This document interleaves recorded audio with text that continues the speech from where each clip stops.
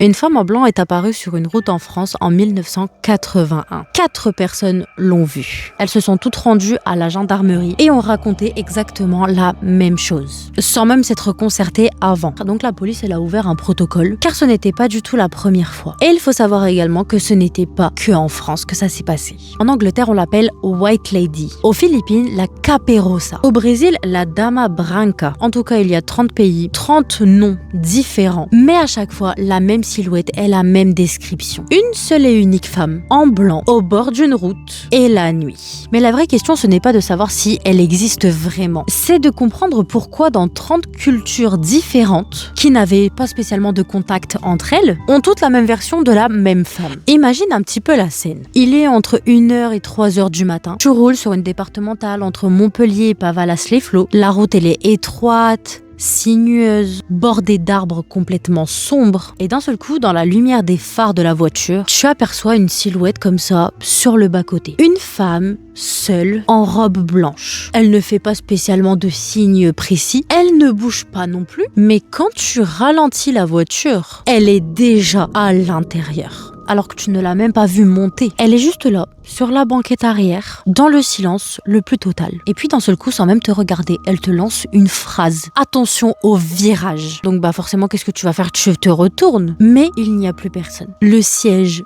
il est vide. Le virage également, il est bien là comme elle l'a prédit. Et tu comprends à ce moment-là que sans elle et sans son avertissement, tu serais probablement mort à l'instant qu'il est. Le 20 mai 1981, 4 jeunes sur une même route vivent exactement cette même scène. Même apparition, même phrase et même disparition. Donc les 4 se rendent directement à la gendarmerie de Montpellier et racontent indépendamment la même version. La police, elle décide tout de suite d'ouvrir un protocole qui est très spécifique pour justement ce type de témoignage. Car apparemment, en fait, ce n'étaient pas les seuls qui faisaient ce témoignage-là. En France, il y a quand même 297 disparitions dans ce même genre qui ont été recensées sur les routes. Mais il faut savoir que la France, c'est juste le début de l'histoire. En Angleterre, sur la route A229, entre Maidstone et Chatham, une femme en robe de mariée traversait la chaussée. Toujours au même endroit, là où 3 amis sont décédés la veille d'un mariage en 1965. En 1992, un automobiliste appelle la police. Il est persuadé d'avoir renversé cette femme quand il l'a vue. Donc la police, elle est là, toute organisée, avec des chiens non barricadés, etc. En tout cas, il y a la totale. Parce qu'en fait, on ne retrouve aucun corps, ni même aucune trace qu'il y a une voiture qui a renversé une personne. Donc là, on a fait l'Angleterre, on va passer à la Suisse. Dans le tunnel du Belchen, sur la A2, en 1983, il y a 2 avocates qui prennent une vieille dame habillée en blanc et qui apparemment aussi faisait du stop. Et cette dame, quand ils la prennent, elle murmure quand même quelque chose. C'est-à-dire qu'elle dit toujours la même phrase. Quelque chose de terrible va arriver. Donc forcément, les 2 avocates dans la voiture, elles se retournent, mais plus personne. Et la voiture n'avait que 2 portes. Donc elle n'a pas pu se volatiliser sans sortir par devant. Et quelques jours plus tard, un glissement de terrain malheureusement va tuer plusieurs personnes sur cette même route. Donc la chose terrible qui devait arriver et qui a été prédite par cette dame en blanc est finalement arrivée. On va passer en Irlande. Mais là, par contre, en Irlande, elle ne se contente pas juste de tuer. Mais par contre, elle va t'annoncer la mort. Son cri va résonner dans la nuit, avant le décès d'un membre, soit de ta famille, soit de toi-même. En tout cas, tu le sauras pas. Mais en tout cas, ce qui est sûr, c'est qu'elle n'annonce absolument rien de bon. Donc, vaut mieux même pas l'entendre. On va tout de suite aussi passer au Japon. Et là, elle s'appelle la Kushisake Onna. Et c'est la femme à la bouche fendue. C'est une légende qui est très très connue aujourd'hui, car elle a été défigurée par son mari qui était complètement jaloux. Elle serait apparemment revenue aussi d'entre les morts. Donc à chaque fois qu'elle va voir un passant, elle va lui poser une simple question. Est-ce que tu me trouves jolie? Et si la réponse ne lui convient pas, elle va tout de suite sortir ses ciseaux pour tout simplement te faire infliger également ce qu'elle a vécu.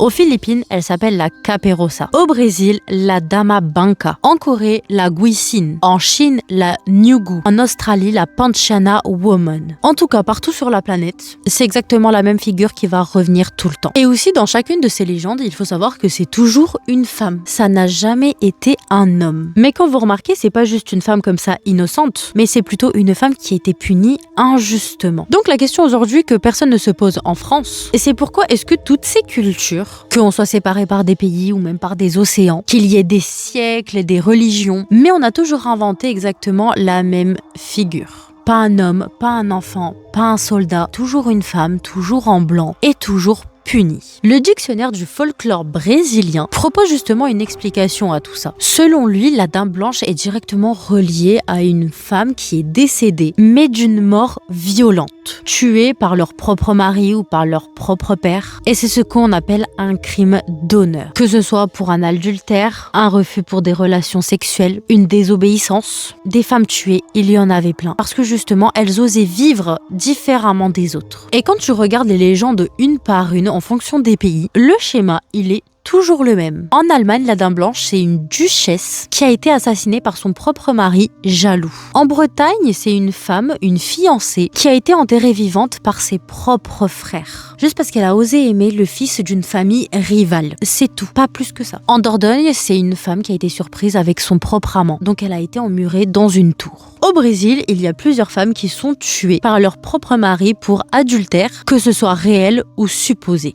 Donc c'est les mêmes schémas, les mêmes punitions à peu près pour chacune. Mais ce qui est différent, c'est les continents, les pays, des époques un petit peu différentes, mais c'est aussi la même violence qui est faite aux femmes. Donc la dame blanche n'est pas un fantôme. C'est une mémoire plutôt collective. C'est un peu le souvenir universel des femmes qu'on essaie de faire taire. Et le blanc qu'elle porte sur elle n'est pas du tout un hasard non plus. Dans de nombreuses cultures, le blanc aussi est la couleur du deuil, de la pureté perdue, de l'innocence brisée. Ce qui est fascinant quand même dans toute cette histoire, c'est que la dame blanche n'est pas juste figée dans le temps. Pendant des siècles, elle hantait les châteaux, les abbayes, les forêts, et puis l'automobile est également arrivée. Donc ce qu'on peut dire, c'est que la dame blanche a quitté les murs de pierre pour apparaître sur le bord des routes. Et elle s'est adaptée à notre nouveau monde. On va revenir également en 1942. Il y a deux folkloristes américains, Beardsley et Hankey, qui sont les premiers à étudier le phénomène scientifiquement. Ils collectent quand même un petit peu plus de 79 témoignages rien qu'aux États-Unis et ils arrivent à identifier aussi 3 types d'autostoppeuses fantômes. Les revenantes qui montent dans les voitures, qui commencent à donner une adresse et quand le conducteur il arrive justement à cette adresse-là, on lui dit que c'est à cet endroit-là où la femme qui l'a fait monter dans sa voiture, elle est décédée. Le deuxième type de dame blanche, c'est les avertisseuses. C'est un peu les plus courantes en France qui ne disent qu'une seule phrase. Attention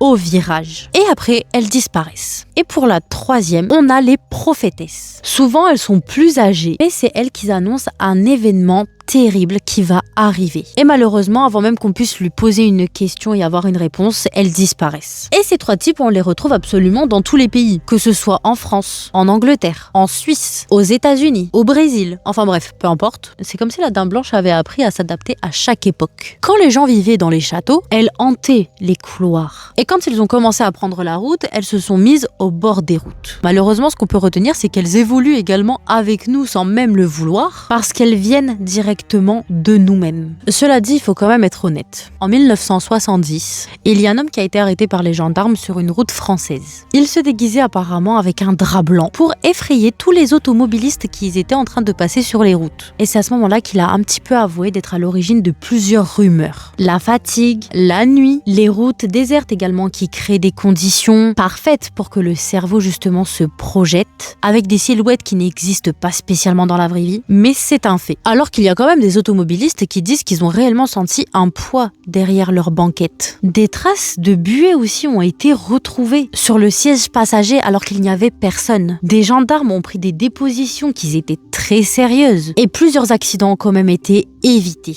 Alors oui, c'est peut-être qu'une simple légende, mais 30 pays, 30 cultures différentes ne peuvent pas toutes vraiment se tromper en même temps, sur la même figure et sur les mêmes détails. c'est impossible. Donc la Dame Blanche, finalement, ce n'est pas juste une légende française. C'est un phénomène mondial. 30 pays, 30 noms, et toujours la même femme. Et peut-être la vraie réponse également, c'est celle-là. On n'a pas inventé la Dame Blanche pour se faire peur. On l'a plutôt inventée, mais pour se souvenir. Pour se souvenir de toutes les femmes qui ont été emmurées, enterrées, noyées, brisées, oubliées. Et si elles reviennent également au bord des routes, ce n'est pas juste pour nous faire peur. C'est aussi peut-être pour qu'on ne les oublie pas. Et toi aujourd'hui aussi, dis-moi si tu voyais une femme en blanc au bord des routes. Et également aussi, il fait nuit. Est-ce que tu t'arrêterais pour lui demander où est-ce qu'elle peut aller, etc. pour lui venir en aide? Et surtout maintenant, tu sais aussi ce qu'elle représente. Donc est-ce que ça changerait aussi ta réponse? Donc ça, n'hésite pas à me le dire directement en commentaire. Mais en tout cas, c'est la fin de cette vidéo. Alors n'hésitez pas à me dire ce que vous en avez pensé et j'espère vraiment qu'elle vous aura plu et merci aussi de l'avoir regardé jusqu'à la fin. On se retrouve directement la semaine prochaine pour une toute nouvelle légende.